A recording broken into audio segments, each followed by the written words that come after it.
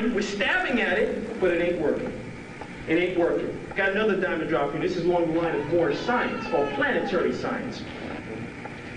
This applies to the Egyptians, the Ethiopians, and anybody else who was seafaring and traveling folks.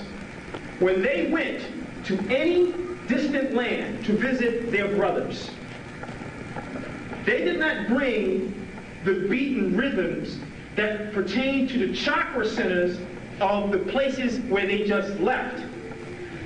They learned the new vibration of the place they were in. Without losing themselves, they needed the energy of the center where they were at so that they can live. We don't do that today. We beat African drums in places where they don't belong. That's the sad fact of the matter. And it has not increased any of our lives here. You can't show me where it has as a whole for the race. And the same thing goes for any Native American who would leave this place and go to Africa. He can't go there beating native drums. He can't do it. He's got to beat African drums. That's the science of the matter. European knows that. The first thing he does before he takes your land from you, he moves in and he takes you off the chakra centers to scramble everybody up.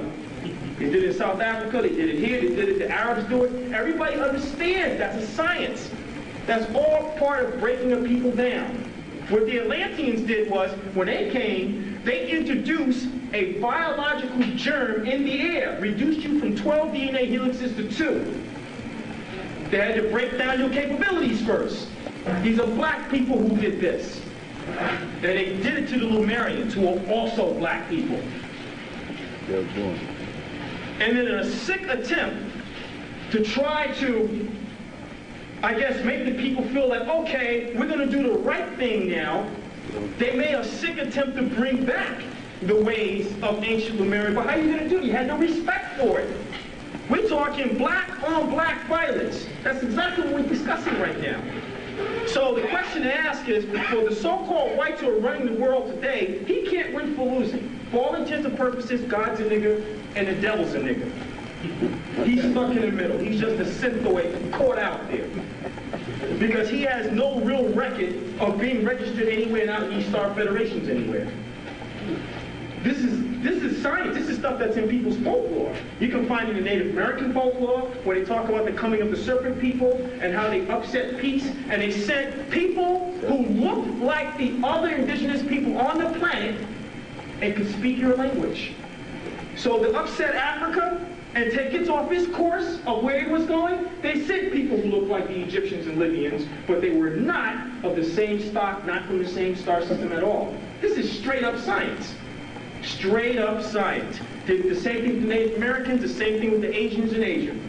They sent people who studied your language. That's another thing they do before you're invaded. They study your language. They study your idioms, your customs. So when they send somebody there, he feigns like he's your brother. He's speaking in similar terminologies as you. And then you fall for it. You open up and say, well, he must be one of us. And then when you open up, then they got you, because now they can suggest to you, well, listen, let's try an alternative method to this here. Let's go this way around it and do that way around it. This is what the Atlanteans were doing. They were wreaking sheer havoc on the surface of this planet, trying to destroy the things that the authentic people set up. See, here's a question. I'll leave y'all with this, and I'll move right on to the military point. This is a book that Reggie had passed to me. It's called The Children of Mu. And, oh boy.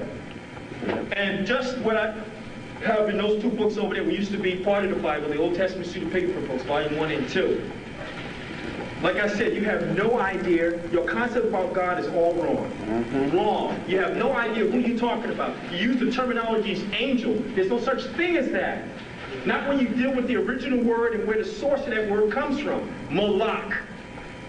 If a human needs to use that word, Malik or Melik, which is what? King, right? Basically, that's what that word means. But when you use the word in its purest form, Malak, you're dealing with eternal ruler. And angels are referred to as what? Malakim, which means what? Those sent on a mission with authority. That's all it means. That could be anybody. Anybody can be sent on a mission with the proper authority. Well,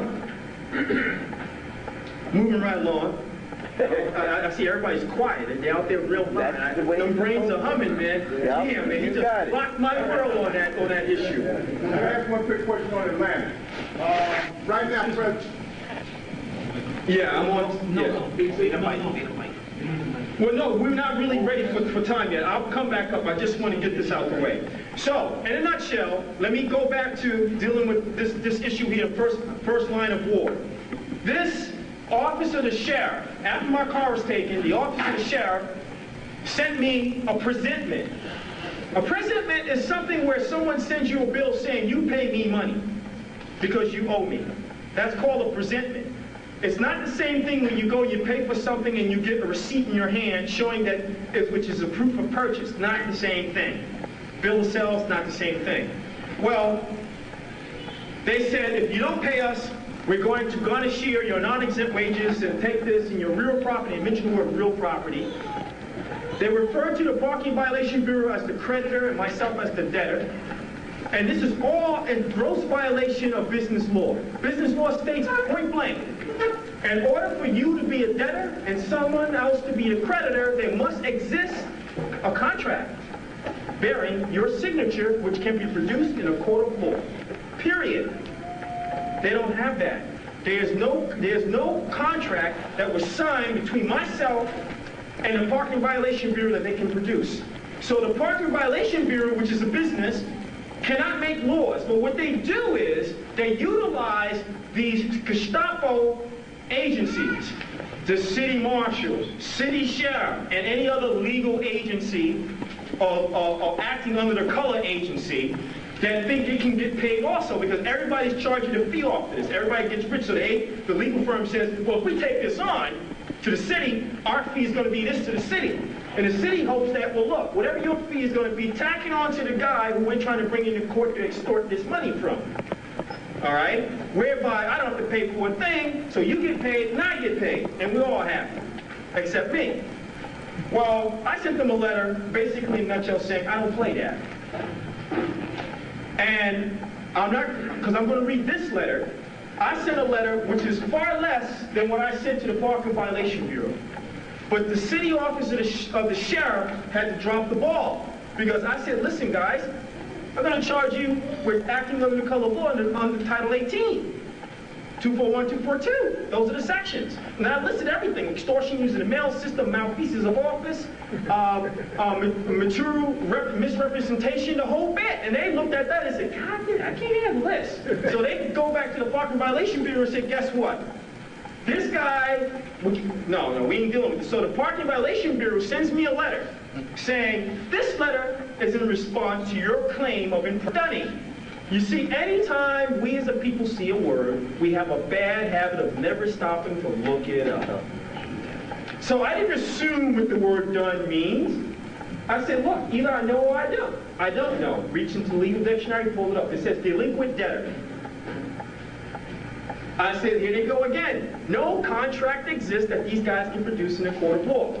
So this is what I sent to them. And of course, I always mention the Moorish aspect. All right, because this was the Moorish Empire, and New York State was known as Morocco. And that is the same state, incidentally, where they executed 50 black women at the place they now call Niagara Falls, which was called Niggerhead Falls. And these black women had power and deeds and titles to land and everything else, just like most of these old-timers down in the South do, and they don't want to tell you why they got deeds and titles to land. It ain't because no 40 acres in the middle. Because black folks can handle money like that. And slaves cannot own property. So if you got black folks with deeds and titles to land, you need to stop and think, hold up. According to the white man's law, slaves can't own property. Why do these black folks have property? Because they weren't slaves. Simple. Everybody became prisoners of war after the fact. And that's all covered in here about we were made prisoners of war. We're not even subject to martial law because we're different from them. They're a business. They're a business. And Social Security is supposed to be collected for our benefit, not taking it from us to give back to us later. This is a letter I sent to the Department of Finance, Parking Violation Bureau. In New York City, they merged various agencies into the Department of Finance. so that they can improve their ability